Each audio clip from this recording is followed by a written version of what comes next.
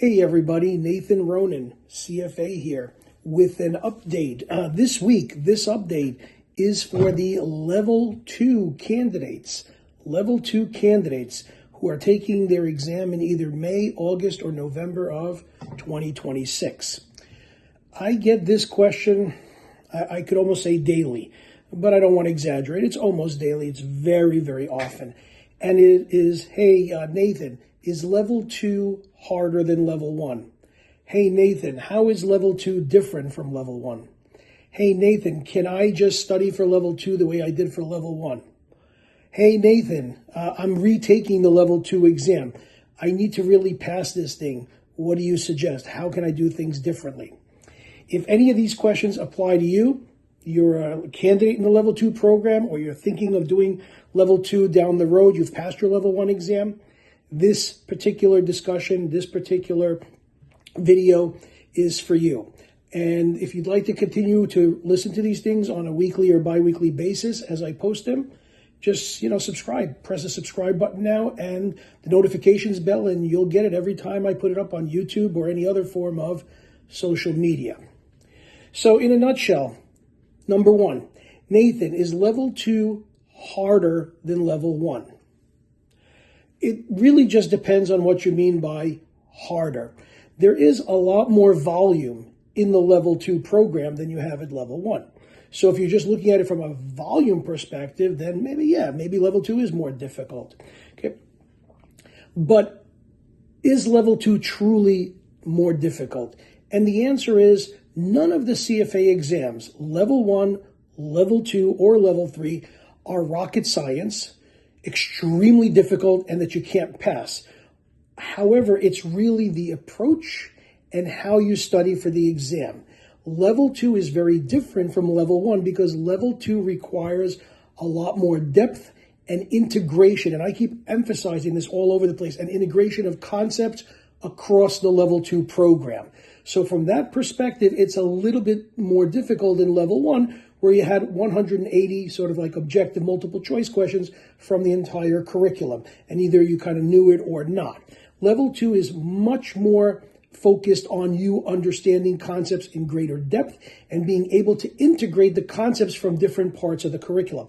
That is why when I am teaching Level 2, in comparison to maybe other instructors or other prep companies, I'm really focused on that in my lectures.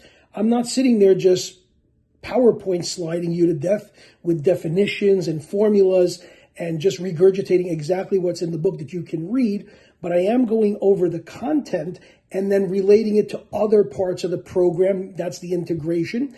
And also, I'm going into it in depth so that you understand it from an analytical standpoint, because that's what the Level 2 exam is going to require you to do, to analyze and integrate in a little bit greater depth than you ever had to do at Level 1. So if that's what you consider difficult, then Level 2 is more difficult. But if you have the proper instructor, the proper approach, the proper study materials, which is what I give you, and the proper mindset, you can pass Level 2. What happens is a lot of people do not pass Level 2 on the first try, including when I was a candidate at Level 2 back in 1994. Ooh, he's that old. But the reason is the same. Using a Level 1 approach to passing the Level 2 exam. That can be a disaster, okay? So then that leads me to what is like fundamentally different between Level 2 and Level 1, other than the volume and that they integrate concepts on the exam. Well, if you went through the Level 1 program, a lot of it was just being able to familiarize yourself with definitions, formulas, concepts, and just sort of like more or less regurgitating. There was some elements of integration, but it was not extensive, okay? But Level 2 is going to force you to use more application. It's going to make you interpret data, interpret exhibits, interpret tables, and also to some degree force you to use your judgment in terms of what is the correct answer based on the information that's given. Judgment is a part of the Level 2 program, but you see judgment, meaning your own judgment, come more into play when you're doing the essays at Level 3 or the constructed response at Level 3.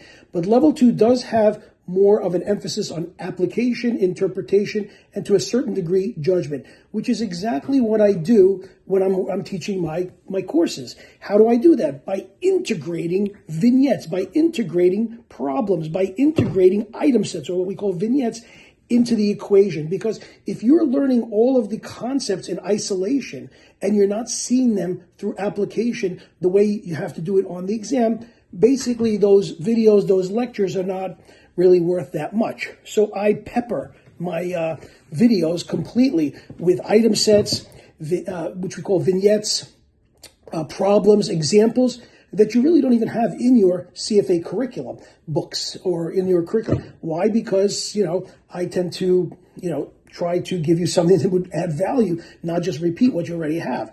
If you have the item set at the end of your chapter in one of the readings, and then I'm doing it in the videos, how is that helpful? You already have the questions and the answers. You can just read the answer and the solution yourself. So that's what I try to integrate a lot, is getting you not to focus just on formulas, but understand why the formulas work if they ask a formula, not have to repeat the formula as, just pure mathematics, but understanding the formula itself and then being able to come up with the correct answer. If you're just focused on putting numbers in the formula like a regression equation, you're going to struggle with level 2. There is a certain degree of math on the level 2 exam, but you will struggle with level 2 if you're completely fixated with memorizing formulas and putting numbers into formulas. In the videos that I do, in the lectures that I do, which I think, again, is value added, is I'll put up the formula for you, but I'm going to show you the application of it. Why is this formula for the free cash flow the way it is? How does it differ from the second or the third? How to think about it, how to reconstruct them so that you're not memorizing. Because my focus, again, is on understanding and not memorizing. Understanding the concept, applying them, and not memorizing them. Now, coming to this other part about the level 2 exam. It differs from level 1 because in level 1, you had 180 sort of random multiple choice questions across the 10 different topics. In level 2, you only have 88 questions, less than half. So obviously these vignettes are going to require a different skill in terms of thinking how you answer them. In the level 2 program, every question is assigned to or anchored, if you will, to some kind of case study. So you're not just doing, as I said, random or isolated multiple choice questions.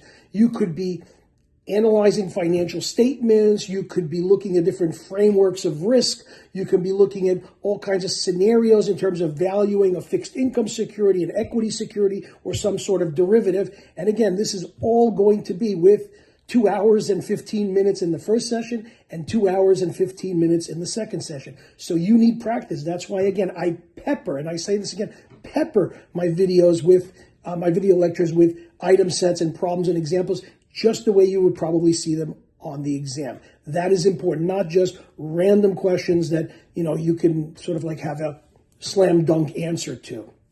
Okay. And coming back to, again, how does level 2 differ from level 1?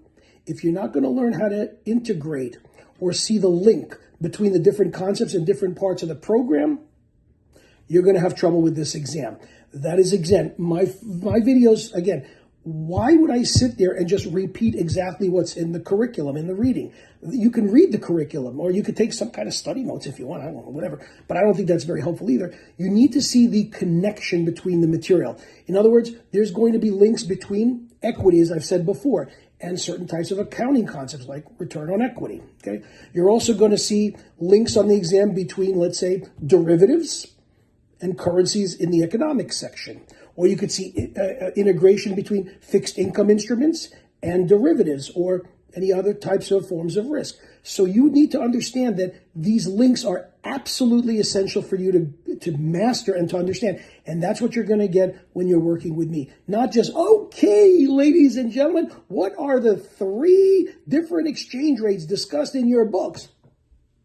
Number 1, and read the bullet points to you. You can do that on your own. You don't need me for that at level 2. And that's not going to be very helpful. Okay, and then the other thing that you might want to keep in mind is that, portfolio management plays a very important part in the level 2 program because that's a huge portion of your level 3 exam, whether you are taking any of whichever pathway you do of the 3 that exists, whether it's the portfolio management, private markets, or the private wealth management. Portfolio management is going to be a chunk of your curriculum at level 3. So portfolio management, even at level 2, is very important because it pulls a lot of the concepts, a lot of the other parts of the program together. So that's why I keep saying, if you're going to study everything in isolation, that's not the way to do it. That's why my lectures go hand in hand with the curriculum, and I will show you, if you decide to join me and you decide to work with me and have access to me, how everything fits together. So those are kind of like the major differences between level 1 and level 2. Okay. I always tell people, if you're going to sit for the level 2 exam, don't try shortcuts. Don't try just watching videos or just reading prep notes. You've got to be a lot more competitive than that. Look at the pass rates. Most recently, the level 2 program had a 42% pass rate in November of 2025. That's toward the lower end. Haven't seen it recently, much over 50%. So the odds are not generally with you. Okay. Also, it's only 88 questions. So probably the deciding factor on the minimum passing score is going to be tighter than it is at level 1.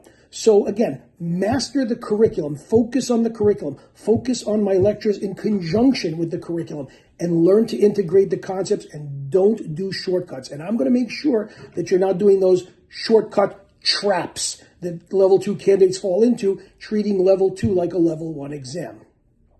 Try to understand the formulas, try to understand the assumptions behind the formulas, try to understand how to make adjustments as an analyst. These are all things that I'm going to help you develop once you're working with me and doing my program. Again, everybody wants to get everything right down on the first shot, boom, boom, boom. That's why, again, practice will help you get faster. Practice will help familiarize yourself better with the kinds of things they're looking from an analysis standpoint. You don't have to worry about your speed right away. I will help you develop that so that you are managing and completing exams in the time that you're allocated. But again, practicing those vignettes doesn't happen 2 or 3 weeks before the exam. Practicing vignettes starts the moment you're working with me with the first video, because you need to see vignettes right up front.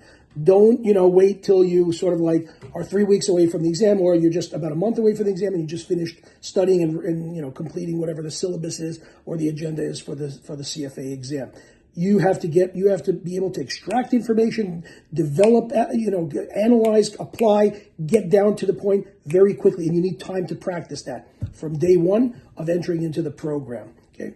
And then again, once you're working with me, I'm going to tell you about the value of mock exams and how to use them, which ones to use, which ones not to use. Obviously, I want you to have my mock exams among the many that you're going to do. But again, you need to be aware that there are differences in mock exams, and you got to be very wary about purchasing cheap mock exams that are just knockoffs of, practice exam questions or ChatGPT kind of, development.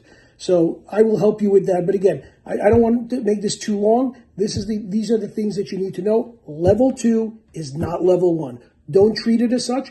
Don't be another Nathan Ronen that falls for it and has to take it a second time. Don't be that. Learn from other people. That's the way you grow.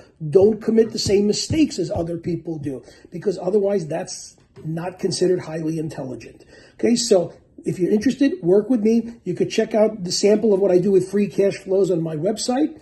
There's a free sample there.